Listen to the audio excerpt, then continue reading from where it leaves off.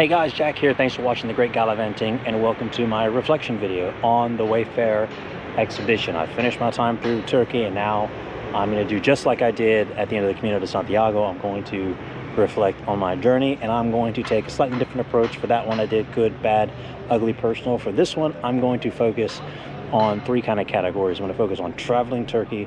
I'm going to follow that up with the history aspect of the journey, and then I'm going to move on to my experience with Islam and reading the Quran and the Hadiths and learning about it, because after all, that is why I came to Turkey specifically, was to explore the Islamic influence on the place where the Caliphate's ruled for 1,290 years. So with that, I hope you enjoyed the video, and before I get started, make sure to like the video, subscribe to the channel, and ring the notification bell so you don't miss a single thing coming to you from the adventure across the world.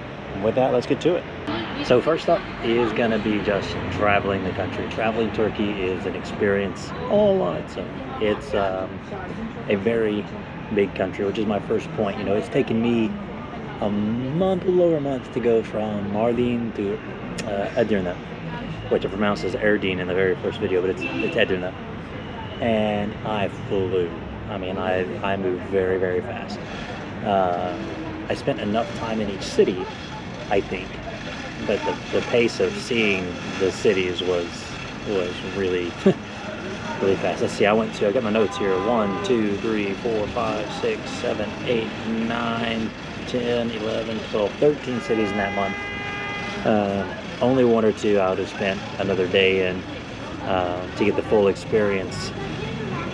But again, it took me over a month to cross that, and some of those cities I think twice had an 8-hour bus ride between them. So it's a big country to travel, and it's not a well-beaten tourist that was really loud. Not a well-beaten tourist path, so I stayed in a lot of hotels. I've only stayed in 2 hostels, and that was in Mardin and Istanbul. So that's kind of something that I didn't expect, but for the most part I was able to keep costs down as a result of that. My most expensive hotel served breakfast and dinner, so yeah, that kind of made up for it. And I will say it's not too expensive of a country, although it has had 33% inflation since I was here last time 2 years ago, so that's something to kind of be aware of if you're traveling through Turkey. Second is public transport is abundant in Turkey. I mean, it's everywhere. The dolmuşes, which are the kind of mini buses, and they've got the full-blown autobuses, and both for local city transport and then for intercity transport. Lots of different companies at varying price levels. And then even in some cities, like I'm trying to think, Konya, and I know Istanbul, and there are a couple others that actually have trams that can get you around. So public transport is readily available, but there's some caveats to that. So starting the intercity transport, I used Flixbus for 2 reasons. One, it was easier to book online. It's a reliable company that is actually owned in the West, and I knew that if I ran into an issue, that company would support me in dealing with it. But also because they have live tracking. You can actually track your bus, which makes it easy. If you don't know, is my bus here, is that my bus, you can actually look it up and see has it arrived to the Autogar, which is the bus station yet. And you can also track your journey, and you can send a link so other people can track your journey if you're one of those people that wants to make sure everyone knows where you are and what you're doing at all times. There are other buses. I'll be taking another bus to Iraq because Flix doesn't go there. But that was real nice, real easy. Buy everything online, all in US dollars, so you know exactly what's coming out, how much is coming out of your bank account in USD. Public transportation within cities, with the exception of Istanbul, is difficult to navigate because they don't, by and large, put up signs that say these are the routes that we have, these are the numbers of the routes. They're not on Google Maps, and there are only a few apps out there that cover them. So like I used Easy Way the most, and another one called Move It, but you had to be in the city or change your location to that city to use it. So I couldn't be in Akşehir and look up Eskişehir's public transport. I couldn't be in Bursa and look up Istanbul, and that was kind of frustrating. and it takes a minute to load, and sometimes you have to, you know, force stop it on your phone, clear the cache, which isn't a big deal, but it does get frustrating at midnight when you're, like I was here, where I'm at now recording this is in Erdene, and it's midnight and you're trying to get to your hotel from the under construction train station, and it's not giving you any information. So that was kind of frustrating, but I did figure out the best way to learn public transport is just go to the government website. Right? The city's website, or at least the regional government's website, typically has good information. Not all of those websites are useful as a traveler. So, for example, some of them will say, go to the bus routes, and they'll say, well, what route do you want? Well, I don't know what route I want. And not a clue, that's why I'm going there. But others of them would have like a map, real-time tracking, so you could see where your bus was, the best one, give you directions. Sometimes, though, it was in Turkish and non-translatable, so that was fun.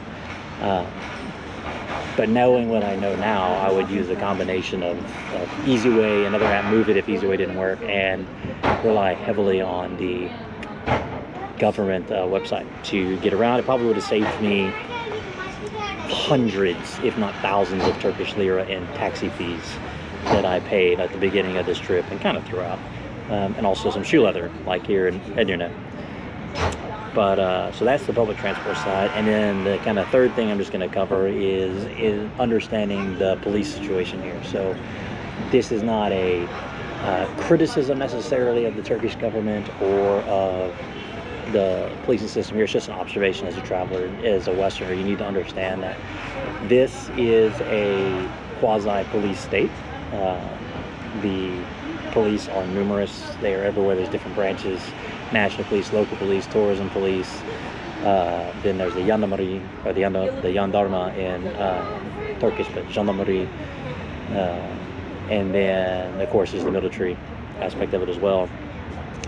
And it is not uncommon, especially in border areas. Diyarbakir bus station is one that I'm quite familiar with this happening, and that you will be asked for your passport and interviewed, not interrogated. You're not necessarily in custody, but they are talking to you about who are you, where you come from, do you have money, what's your plan.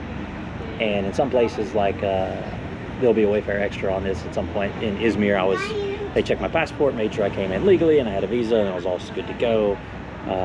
At random checkpoints between cities, they say, oh, you have an American passport, you're all right, let's see your entry stamp, okay, you're good to go. But like in Diyarbakir and towards the border regions of Syria and Iraq, it's a lot more, you know, I got asked, do you have an ID from your last job? No, I don't have an ID from my last job. They don't work no more. Do you have proof of income? Let me see your bank account statements. He actually took pictures of every Turkey page in my notebook and uploaded it to their system, and the next guy was able to read them. So he could ask me about my itinerary that I had sketched out for myself. Took a picture of my former military ID, which I had to report to the government, the U.S. government, because you're not supposed to take pictures of those things. And every sticker from an airline that I hadn't taken off my passport. And we don't have rights here. I mean, I'm not saying they don't respect people. I'm saying, like, as Westerners, our concept of you can't detain me, you can't question me, am I being charged, don't exist. And that's the case in a lot of countries, right? I hate it when I hear Americans talk about American-style rights in other countries. So that's just something I understand, and I learned here in Turkey. And I kind of experienced it before. I didn't realize how widespread it was until I had so many interactions at the Diyarbakir bus station on it. So that's kind of a bit about what I've learned and experienced traveling Turkey. And so now I'll move on to the historical and cultural aspects that I experienced. All right, second is the history and culture of Turkey. So I got kind of 4 things I'm going to go through, and I got my notebook right here, so make sure I don't mess them up. The first is going to be, I knew, but I did not realize that the Caliphates ruled over at least parts of this country for 1,281 years, right? So, or thereabouts. They took the city of Urfa, Şanlıurfa, in 639. They took Mardin in 640, and then ever since it stayed under some sort of caliphate rule, either through direct rule like by the Umayyads and Abbasids, or kind of parallel rule in the case of the Seljuks and the Abbasids, and then of course the Ottomans, which was the third and final caliphate. So third, the fourth caliphate, because the Rashiduns are the ones that took it originally. And that influence is very clear all over the country, right? I mean, you have ulu camis, which means grand mosque, in most of the cities. In some cities it is a truly grand mosque, and in some it is a, very humble utilitarian structure that was really just to establish Islam's dominance in the city, and you just think back to several of my videos where you look at them and go, that's a small building, like Harput, for example, a small square building, not very grand. But you got Diyarbakir, which had all sorts of thought and symbolism that went into it, and that influence is a little different as you move across the country. For example, up here in the northwest part of the country, it's very kind of what I'll call New Age Ottoman style, right? Like a lot of the mosques built in the 15 and 1600s after the Ottoman Empire took Constantinople in 1453, or just before in the case of some in Edirne. But then you have others that I've seen that were built, in the 700s, 800s, 900s, that again, that very utilitarian style. And it's just kind of interesting to see that transition. And then, like in the Konya area, you have a Byzantine castle as an outpost on the empire, not too far from the Ulu Kami as the sort of frontier of Islamic empire. So that's just kind of a cool thing to see in history. And I made a comment back then, it's just as true now. Kind of towns like Belorado and Castro Heritz that were once the outposts overlooking the Cordoba Emirate from the kingdoms of Castile and Leon. Moving on in the history culture thing is the fact that time moves on. So in many parts of this journey, the castle in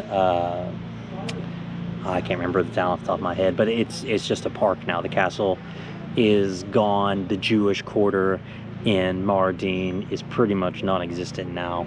And in actually here, there are references to the castle that we have, mosques and tombs that were built on the outskirts of the castle, but the castle itself is no longer there.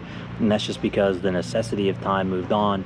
Very few cities have their old style feel to them, kind of like a lot of Europe still does.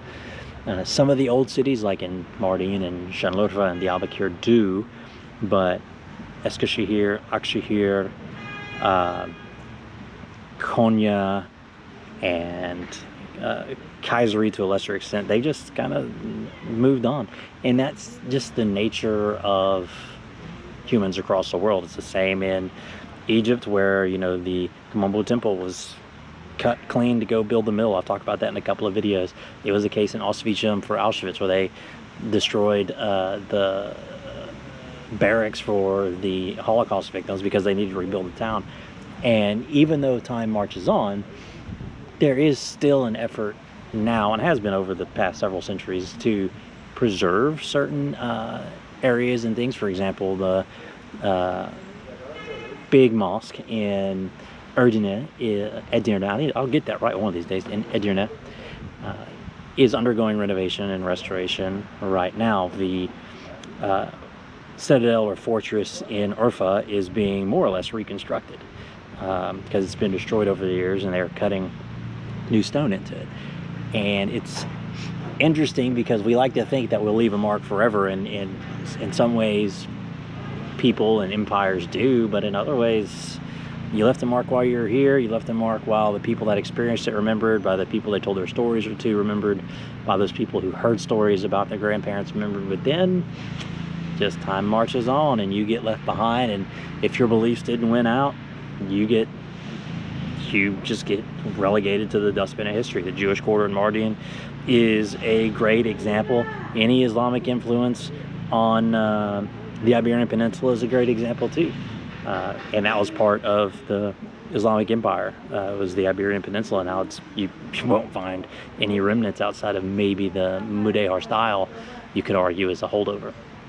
And that's the case all over. And in a place like Turkey, which in modern times has got its severe poverty issues and income level issues and crime rates and all sorts of social political problems, you can understand why they aren't safeguarding and taking care of that part of their history. And in the cycle of human society and civilization, why at certain times that wasn't valued. I totally understand it. I was actually shocked in Istanbul that in the Hagia Sophia, that the mosaics depicting religious figures, you know, especially like Virgin Mary and Jesus and John the Baptist, still are there, because in most places where Islam won out, yeah, that's considered haram or even shirk in some communities to portray images of those figures, and they got rid of them. And in fact, in Hagia Sophia, they just covered them up. A couple centuries ago, they uncovered them, documented them, and then recovered them up, but they left them there rather than destroy them. And that really did shock me. And then that today you can pay 25 euros converted to Turkish lira to go see it. And then also in the Experience Museum, the Hagia Sophia Experience Museum, they've got relics and images and carvings left over from Christian nations or Christian people that lived in Constantinople and Istanbul that have since left behind. It astounds me that even though Christianity lost out, that exists, because in most of the country, not the case. At most, they'll say, oh yeah, this used to be a church, we turned it into a mosque. That kind of leads me to point number 3, which is there is still freedom to practice Christianity in Turkey. That is, I say still, that is as of the 1922 reforms instituted by Ataturk that officially made Turkey free, but Christianity has just utterly collapsed. Right? There is none of any substantial value. I think last I read, it was the most liberal effort was somewhere between, or estimate was somewhere between 300,000 and 400,000 in a country of tens of millions. Mardin, Izmir, and Istanbul being the ones with the most, although there is a small community here in Edirne, again, because it's so close to the European Union. So you are free to practice. However, it's not governed by the government like Islam is under the Presidency Religious Affairs. You have to register as a private entity. You have to kind of jump through those hoops. That goes through separate regulation in order to practice or establish a church that is of a religion other than Islam. And then finally, number 4 that I'm going to talk about is the gentrification issue of Turkey, and that's more in the cultural side of this section. There's a lot of Western-style coffee shops, and when I was in Jordan 2 years ago, that was something that one of the scammers I dealt with was lamenting, was, oh, coffee shops everywhere, coffee shops. You know, this isn't our culture. This is foreign influence and interference.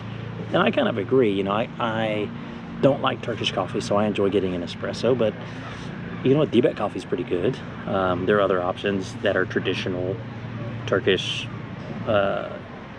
coffee styles, but you know, here, especially in the western side of the country, which is the former Byzantine Empire side, you have a lot of those. But even like Mardin, Starbucks was there. I mean, I can't tell you how many places, Macbear Coffee, when I was in, I think that was actually here, Western style coffee shop. And I get it, it's good, it's a piece of culture they want to bring in, but it is kind of at the expense of Turkish culture, pizza instead of pide. And it's, you know, basically it's the same concept, but it is different. And I've seen, especially in tourism areas, a lot of hamburger and hot dog and Western kind of fast foods. And you know, and one time I had trouble finding kebab. I wanted Iskender or for kebab or Adana kebab or tavuk shish or doner, and I couldn't find it. I was having to look really hard to find something other than Burger King, McDonald's, Popeyes, which I do enjoy from time to time, but not as the norm. But that food is cheaper, and I've even run into this when I'm in a budget constrained situation or city. You know, I can go get a lot of food at Popeyes for 250 lira or 20 lira, or I can go spend 350 for kebab and not get as much food. And when you're looking at young people that are strapped for cash, that kind of has a compounding impact of, okay, well, we'll go eat somewhere, get more food for cheaper, which then drives the demand for that. And next thing you know, you look up, like when I was in Konya, and I made it a point to frequent local neighborhood kebab places that just didn't have people in them. They weren't making a lot of money. They were barely staying open. They had prices that were good, competitive prices. But the other places that are Western and gentrifying were taking over because they were across the street and had a good view or English menu or whatever it was. And I was actually talking to a Kurdish man. He's from Şanlıurfa a few days ago, and he's like, yeah, you know, I get it, but it's very different, and it's not the country I grew up in. And a guy in Mardin told me that too. He said, you know, it's sad because that's the demand, and that's a lot of ways the only way our young people have a hope for a job is to go work for these Western companies. But then that undercuts the culture and food that we have here. And it's not just food and coffee. It's shopping. You know, like the Ahmed told me in Kaiser, he's like, oh, you can go down that road and they get all the outlet shops and fancy Western style shops there. Everyone likes to go there to shop. They don't like to shop in the bazaars anymore. This is all for tourists these days. Which is unfortunately true. It's for older generations and tourists. And I understand, like I said a second ago, or a few minutes ago, time marches on. But it is also important for countries to maintain their national culture. Multiculturalism is not inherently good. And it doesn't matter if you're in the United States. It doesn't matter if you're in Spain or France or Iraq or Jordan or Morocco or Turkey. It can be destructive to your own culture. And I understand those conservative Turks that think they should not have those things because it's ruining their culture. I understand as a tourist that doesn't want to see Starbucks. I want to see a Dibet cafe. And with that, I'm going to move to part 3, which is going to be my experience with Islam in the country. Now, this is not going to be a deep dive on the religion, but I do plan on doing a video about that, so stay tuned. This is just going to be reflecting on my experience with it as I travel Turkey. So first off, you cannot deny the impact that Islam has on the social contract in Turkey. And I've talked about that in my first book, The Great Gallivanting. On my blog, I've talked about it with people. The most stable, long-lasting cultures are the ones that have some sort of conservative religious binding element to them, and Turkey is no different. I mean, this part of the world, yeah, there have been wars and conflicts, but it's been around for a long time. These communities have been around, these cities have been around for centuries. In fact, you know, there are settlements there that say, we don't even know how long the churches have been here. We don't even know who built the first city wall in Diyarbakir, for example. So that's, or Kayseri for that matter. So you can't deny the impact that Islam has had here, and it goes for Christianity in Europe, it goes for Buddhism and Hinduism over in Southeast Asia. And to me, that is something incredibly important to recognize because it governs law, it governs how people act and behave, you know, sexual promiscuity to murder to, I mean, you insert thing, name it here, even education. Someone was telling me a story about education the other day and the role Islam plays in it. You know, even to travelers, you know, one of the specifically mentioned categories of people that Muslims should help in the opening surahs of the Quran are travelers. And I've heard stories of travelers going to an imam and say, hey, I need somewhere to stay. You know where I can go? They go, stay in the mosque because they're a traveler. So you cannot deny the impact that the religion's had on the social contract of the country of Turkey. And in some ways that's good, and in some ways that's bad. But I just want to kind of kick it off with that. And moving on to the next thing, I mentioned it earlier, Islam is governed by the Presidency of Religious Affairs here in Turkey. So it's state administered and not state directed, not state owned, but state administered Islam here. So the intent of that is to kind of moderate the extremists, to prevent the clerical or the clerics and the clergy and imams from gaining too much political power and social power because they're preaching an extremist version of the faith. The Presidency of Religious Affairs cracks down on that, and all of the literature has to be approved by them. The Quran that was given to me by Omar in Diyarbakir has got 2 pages of who was on what committee, who approved what, things like that. So that's also too important in understanding about Islam in Turkey, and that's part of the reason why the mosques are open to everyone, Muslim and non-Muslim alike, whereas in other countries you can't just walk into a mosque if you're not a Muslim. Or you can't even enter Mecca and Medina. You can't even attempt to enter Mecca and Medina in Saudi Arabia if you're not a Muslim. I mean, you'll be arrested. It's illegal to try there. So that's kind of an important, interesting thing, because we don't have state-administered religion in the West outside of the Anglican Church in England, and even then it's only nominally at this point that the monarch is the head of the church. They don't really perform any real role in it. Rome, of course, is a theocracy. It's the Holy See based on Catholicism, but no really other countries got state-administered version of the faith. So that's a pretty interesting thing about Islam here. So moving on from that, I will say that I have observed some what I would call Islamic backsliding. Some people have called it an Islamic revival or Islamic revivalism here in Turkey, which has been since 1922 an officially secular country. When that secularism was passed, wearing the fez was made illegal. Wearing hijab as a government employee was made illegal, and that has steadily been rolled back over the years. I think 2008 is when the hijab rule was taken away, and it was taken away under the guise of like women's rights. Like they have the right to choose to wear it in accordance with their religion, which is interesting that Islam, which is a faith that is governed by the Quran and the Hadith, and many interpretations view, secular government as heretical, is using that same secularism to institute Islamic practices into the government. That's kind of a tangent and aside that I might get into later, I don't know. But that backsliding, there's a lot more, even just in 2 years, a lot more people wearing hijab around. There's a lot more people I'm seeing in the mosque, and it's being reflected in the crime here in Turkey. Some people believe, right or wrong, according to the faith or which part of the Quran or Hadith you read, that there is no difference in a woman who has had sex 1 time versus 2,000 times with 1 man versus 2,000 men as far as her purity goes. So I've heard stories from people saying, it's better to say if you're with someone that they're your cousin, not your boyfriend or not your boyfriend or girlfriend, or not your husband or wife, because they will be in a, oh, she's not pure anymore because she's had sex once. Well, that's problematic, and that's actually been used in court rulings lately in rape cases, saying, oh, well, she had already had sex before, that's a mitigating factor because she's not pure, because according to Islam, even though it's a secular country, and that's partly due to the influence of Islam in the country, is partly due to the current government's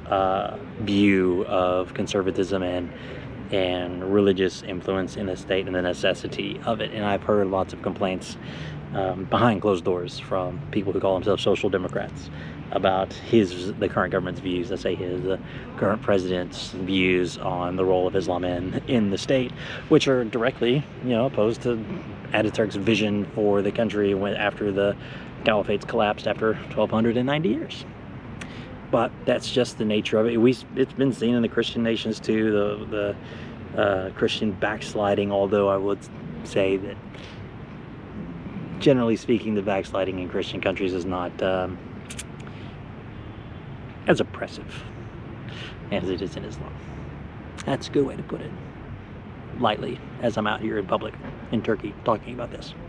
And then finally, reflecting on Islam in Turkey, I have spent my time reading the Quran, reading the history of Islam, not so much studying the Hadiths because of the amount of time that I have in country, But I have researched one or two here or there just to get a greater understanding of some principle.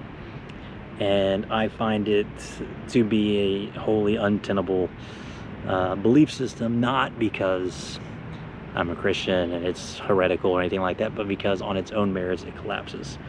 The foundations of it are fine, you know, the foundational beliefs of you believe in the one true God and you do good works, and your good works ultimately balance the scales heavier than your bad works, you'll be admitted to heaven.